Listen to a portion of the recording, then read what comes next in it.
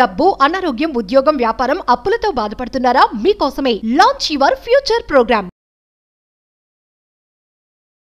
నమస్కారం అండి, నేను మీ నటు రవికుమార్ని. ఈరోజు ఎఫ్డి రేట్స్ పెరిగినాయి అని చాలా మంది అడుగుతున్నారు. ఫిక్స్డ్ డిపాజిట్స్ మీద మేలో చాలా బ్యాంకులు వడ్డీ రేట్లు పెంచాయి కదా, మరి ఈ పెరిగిన వడ్డీ రేట్లు ఉన్నటువంటి ఈ బ్యాంకుల్లో మేము డిపాజిట్ చేయొచ్చా? వీటి మీద మీ అభిప్రాయం చెప్పండి అంటారు. వడ్డీ రేట్లు పెరిగిన మాట వస్తుంది, కానీ వడ్డీ రేట్లు పెంచినవి చాలా మటుకు కూడా ఏవైతే స్మాల్ బ్యాంక్స్ ఉంటాయో స్మాల్ బ్యాంక్స్ పెంచడం జరిగింది. స్మాల్ బ్యాంక్స్ అంటే లో క్యాపిటల్ బేస్ తోటి వాళ్ళకి ఏంటంటే డిపాజిట్ బేస్ కూడా తక్కువ ఉంటుంది, వాళ్ళకి అడ్వాన్సెస్ రేట్లు ఎక్కువ ఉంటాయి, సో స్ప్రెడ్ ఎక్కువ ఉంటుంది. కాబట్టి వాళ్ళు they can offer more. Spread అంటే ఏంటి? వాళ్ళు ఎక్కువ వడ్డీ కలెక్ట్ చేస్తారు అండ్ వడ్డీ కూడా మనకి ఇచ్చేందుకు కూడా డిపాజిటర్స్ కూడా వడ్డీ ఎక్కువ ఇస్తారు. కానీ అలా అని చెప్పి ఇలాంటి బ్యాంకుల్లో కనుక మనం వెళ్ళి 9.1% ఎంతో పీక్ రేట్లో ఉన్నాయి, ఇలాంటి 9.1% ఉన్నటువంటి ఈ బ్యాంకుల్లోకి మనం పెడితే మనకి కొంచెం రిస్క్ కాంపోనెంట్ చాలా ఎక్కువగా ఉంటుంది. మనం ఇంత ఆర్డర్ మనీని బ్యాంకుల్లో ఫిక్స్డ్ డిపాజిట్లో పెట్టేటప్పుడు ఎందుకు పెడుతున్నాము? రిస్క్ లేకుండా ఉంటుందని పెడుతున్నాము. ఎందుకు పెడుతున్నాము? మనకి వడ్డీ సమయానికి మన అకౌంట్లో పడుతుందని చెప్పి పెడుతున్నాము. దాని మీద కనుక మనం ఆధారపడి ఉంటాం. కాబట్టి అలాంటి వాళ్ళందరికీ చెప్పేది ఏంటంటే, ఇలాంటి స్మాల్ బ్యాంక్స్ వాటిల్లో మీరు ఇన్వెస్ట్ చేయకండి, వాటిల్లో మీ ఫండ్స్ డిపాజిట్ చేయకండి. మీకు కొన్ని కమర్షియల్ బ్యాంక్స్, సోషల్ బ్యాంక్స్ ఏవైతే ఉన్నాయో షెడ్యూల్డ్ బ్యాంక్స్ అలాంటి వాటిలో పెట్టండి. మేబీ లైక్ ఐడిఎఫ్సి ఫస్ట్ బ్యాంక్లో పెట్టుకోవచ్చు.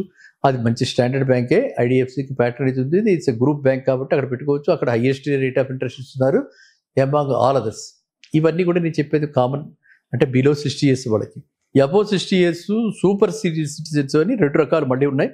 అబోవ్ 60 years వాళ్ళకి కొన్ని బ్యాంకులు 0.5 to 1% వాళ్ళు రేట్ ఆఫ్ ఇంట్రెస్ట్ ఎక్కువ ఇస్తున్నారు.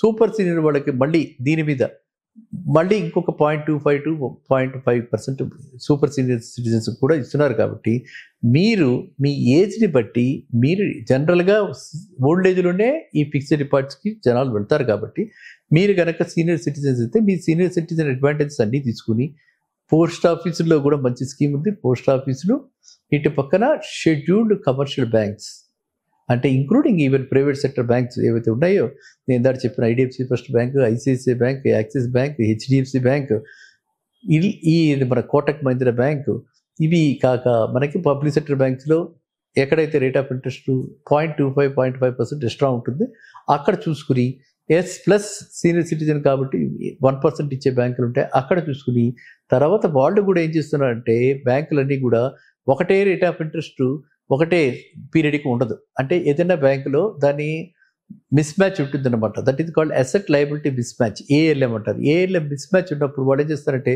వాళ్ళ దగ్గర డబ్బులు 3 yearsలో మెచ్యూర్ అయినటువంటి ఏమైనా ఉంటాయి డిపాజిట్స్, దానికి తగ్గ డబ్బులు లేవని అనుకుంటుంటే వాళ్ళు ఏం చేస్తారు, 3 years వాటికి ఎక్కువ రేట్ ఆఫ్ ఇంట్రెస్ట్ ఇస్తారు, మళ్ళీ 4 years వాటికి తక్కువ ఇవ్వచ్చు, 5 years ఏమో వాటికి మళ్ళీ ఎక్కువ ఇవ్వచ్చు. కాబట్టి అదంతా కూడా వాళ్ళ కార్పొరేట్ లెవెల్లో వాళ్ళకి తెలుస్తుంది అనమాట. That is called each individual పీరియడ్కి బకెట్స్ అంటారు. ఆ బకెట్ ప్రకారంగా వాళ్ళు రేట్లు నిర్ణయిస్తారు. కాబట్టి మనం అవన్నిటికీ చూడుకోకుండా ఎక్కడ మనం పెట్టదలుచుకున్నాం, 2 years పెట్టదు, 24 monthsకి ఏ బ్యాంక్ ఎక్కువ రేట్ ఆఫ్ ఇంట్రెస్ట్ అంతే, అది చూసుకుని దానిలో అక్కడ ఇన్వెస్ట్ చేసేస్తే మనకి ఎక్కువ రేట్ ఆఫ్ ఇంట్రెస్ట్ వస్తుంది. 0.5, 1% అలా పర్టికులర్ పీరియడ్కి ఇస్తారు. ఆ విధమైనటువంటి వాటిల్లో మీరు పెట్టండి. కొన్ని బ్యాంక్స్లో 555 days అని ఇస్తారు, 750 days అని ఇస్తారు.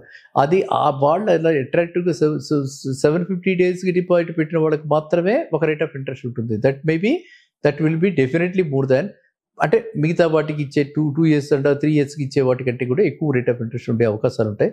వాళ్ళు ఆ విధంగా ప్రమోట్ చేస్తున్నారు. కాబట్టి మీరు ఆ పర్టికులర్ బ్యాంకుకి వెళ్ళి అక్కడ డిపాజిట్ చేసుకోండి. బ్యాంకులో డిపాజిట్ చేయడం అన్నది చాలా అసలు, ఎందుకంటే మనం అందరూ చేసేది దేనికి బ్యాంకులో డిపాజిట్ అంటే, మనకి అటు ఒక పక్కన లిక్విడిటీ, ఎప్పుడు కావాలంటే అప్పుడు ప్రిమేచ్యూర్గా మనం డబ్బులు తీసుకోవచ్చు. రెండవ పక్కన ఫుల్ సాలిడ్ సెక్యూరిటీ, మనకి ఎప్పుడు కావాలంటే అప్పుడు మనకి కావాల్సిన విధంగా వాళ్ళు స్టాండింగ్ ఇన్స్ట్రక్షన్స్ పెట్టుకుని మన వడ్డీ మన అకౌంట్కి జమ అయిపోతుంది. ఆ వడ్డీని మనం వాడుకోవడానికి మనకు అందుబాటులో డబ్బులు ఉంటాయి. మనం ఎవరిని ప్రాధేయపడక్కర్లేదు, మన మీద మనం హ్యాపీగా బతకచ్చు. కాబట్టి బ్యాంకులో డిపాజిట్ చేసేటప్పుడు మీరు ఎప్పుడు కూడా ఈ 0.5%, 1% వీటికి చూడకుండా మీరు ఎట్టి పరిస్థితుల్లోనూ స్టాండర్డ్ బ్యాంకా కాదా, షెడ్యూల్డ్ బ్యాంకా కాదా, మనకి డిఐసిసిసి ఆ ఇన్సూరెన్స్ కవరేజ్ ఉందా లేదా అని చెప్పి చూసుకుని, మీరు ఇక్కడ కూడా 4-5 బ్యాంకుల్లో పెట్టుకుంటే 4-5 చోట్ల కూడా డిఎస్సిసి కవరేజ్ వస్తుంది, మనకి సేఫ్టీ ఉంటుంది, మనకు వడ్డీ రేటు కూడా బాగుంటుంది. ఎక్కడ వడ్డీ రేటు ఉంటే అక్కడ ఫిక్స్డ్ డిపాజిట్ పెట్టేయండి. దానికి మనం రెగ్యులర్గా వెళ్ళాల్సిన అవసరం ఉండదు కాబట్టి మన నియరెస్ట్గా ఎక్కడ చూస్తే అక్కడ బ్రాంచెస్ ఉంటాయి కాబట్టి కొన్ని బ్యాంక్స్ ఆన్లైన్లో కూడా మనం డిపాజిట్ చేసే అవకాశాన్ని కూడా కల్పించాయి కాబట్టి వాళ్ళది జస్ట్ ఆ యాప్ ఎవరైతే అన్ని బ్యాంక్స్ ఆల్మోస్ట్ డెవలప్ చేస్తే ఆ యాప్లో మనం ఒకసారి రిజిస్టర్ అయితే మన అకౌంట్కి అటాచ్ చేసుకుని అక్కడికి మనం ట్రాన్స్ఫర్ చేసేస్తే మనకు కావాల్సిన పీరియడ్కి ఫిక్స్డ్ డిపాజిట్ వస్తుంది. ఆ విధంగా ఈ డిపాజిట్స్ ఎలక్ట్రానిక్ డిపాజిట్స్ కూడా మనం ఈ విధంగా మనం క్రియేట్ చేసుకోవచ్చు. ఎప్పుడు కావాలంటే అప్పుడు వాటి మీద లోన్లు కూడా తీసుకోవచ్చు. బ్రాంచెస్కి వెళ్ళాల్సిన అవసరం లేదు. కాబట్టి మీరందరికీ నేను చెప్పేది ఏంటంటే బ్యాంకులు చిన్న చిన్న బ్యాంకులు, ఎందుకంటే నేను చెప్పకూడదు, పద్ధతి కాదు అది, కాబట్టి నా సంస్కారం అడ్డొస్తుంది, నేను చెప్పని పేర్లు. చిన్న చిన్న బ్యాంక్స్, లోకల్ ఏరియా బ్యాంక్స్ లాంటి బ్యాంక్స్ ఇదివరకు గతంలో ఎన్నో విడిపోయినాయి, చరిత్రలో కలిసిపోయినాయి. అలాంటి బ్యాంక్స్ రేట్ ఆఫ్ ఇంట్రెస్ట్ ఎక్కువ ఇస్తున్నాయి. ట్రాప్ కాకండి. సొసైటీస్ అని చెప్పి, కోఆపరేటివ్ సొసైటీ అని చెప్పి అట్లాంటివి కూడా కొన్ని ఎక్కువ రేట్ ఆఫ్ ఇంట్రెస్ట్ ఇస్తున్నాయి. వాటిలో కూడా మీరు డిపాజిట్లు పెట్టకండి. రేట్ ఆఫ్ ఇంట్రెస్ట్ ఒకటే ఇంపార్టెంట్ కాదు, ఆ పెట్టిన రేట్ ఇంట్రెస్ట్ కంటే కూడా ముఖ్యంగా మనం పెట్టినటువంటి అసలు మొత్తం ప్రిన్సిపల్ మొత్తం ఏదైతే ఉందో అది సేఫా కాదా, అది సెక్యూర్డా కాదా, ఆ విధంగా చూసుకుని మీరంతా కూడా నేనే చెప్పినట్టుగా కమర్షియల్ బ్యాంక్స్, షెడ్యూల్డ్ కమర్షియల్ బ్యాంక్స్లో పెట్టండి. అప్పుడు మీకు ఎటువంటి ఇబ్బంది ఉండదు. రాబోయే కాలంలో 10 ఏళ్ల తర్వాత అయినా 5 ఏళ్ల తర్వాత అయినా కూడా ఎప్పుడైనా సరే మనం పెట్టిన డబ్బుకి భద్రత ఉంటుంది. కాబట్టి అందువల్ల ఏంటంటే మనకు కావాల్సింది ఒక ఇంట్రెస్ట్ ఒకటే కాదు, రేట్ ఆఫ్ ఇంట్రెస్ట్ ఒకటే కాకుండా ఆ బ్యాంకు యొక్క పర్ఫార్మెన్స్ కూడా పరిగణలోకి తీసుకోండి. ఆ బ్యాంకుకి ఎంత సాలిడ్ ట్రాక్ రికార్డ్ ఉంది అని తీసుకుని మీరు ఆ విధంగా వెళ్ళండి. ఓకేనా? సో ఫిక్స్డ్ డిపాజిట్ రేట్లు పెరిగిన మాట వాస్తవమే, పెరుగుతున్న మాట కూడా వాస్తవమే. రాబోయే కాలంలో మళ్ళీ కూడా ఈ రేట్ ఆఫ్ ఇంట్రెస్ట్ పెరిగే అవకాశం ఉంది. క్రెడిట్ డిమాండ్ పెరిగితే ఈ రేట్ ఆఫ్ ఇంట్రెస్ట్ మళ్ళీ పెరుగుతుంది. కాబట్టి మీరంతా కూడా దీనికి ఇప్పటిదాకా మనకి ఎక్కడ కూడా సాలిడ్గా floating rate of interest deposits లేవు కాబట్టి మీరంతా కూడా చూసుకుంటూ ఏ రోజైతే మనకి బాగా అంటే 1% పెరిగింది అనుకుంటే అప్పుడు ప్రిమేచ్యూర్ చేసి మళ్ళీ కొత్తగా ఫ్రెష్ డిపాజిట్గా వేయండి. అదొక్కటే మనకు ఉన్నది.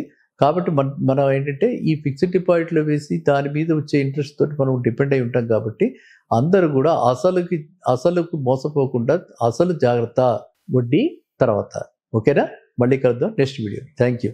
సుమన్ టీవీలో మీ పర్సనల్ అండ్ బిజినెస్ ప్రమోషన్స్ కోసం కింది నెంబర్కి కాంటాక్ట్ చేయండి.